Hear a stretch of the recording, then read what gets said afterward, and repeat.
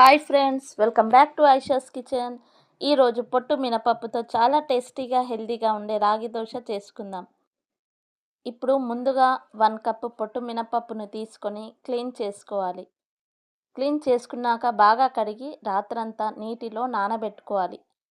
ఇప్పుడు నానిన మినపప్పులో ఉన్న వాటర్ వేరే బౌల్లో తీసుకొని మిక్సర్ జార్లో మినపప్పును, హాఫ్ కప్ రైస్ను ఇదే వాటర్ కొద్దిగా పోసి మెత్తగా గ్రైండ్ చేసుకోవాలి. ఇందులో 2 కప్స్ రాగి పిండి, మినపప్పు మిక్స్చర్ను కూడా వేసి బాగా కలిపి అందులో సరిపడినంత సాల్ట్ వేసుకొని బాగా కలపాలి.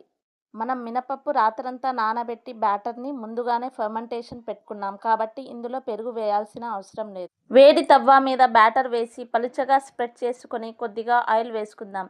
ఇది కోకోనట్ చట్నీ లేదా మీకు నచ్చిన చట్నీతో సర్వ్ చేసుకుంటే చాలా బాగుంటుంది. ఈ రెసిపీ మీకు నచ్చితే వీడియోకి లైక్ చేసి ఛానల్ని సబ్స్క్రైబ్ చేయండి. Thank you for watching. Please subscribe.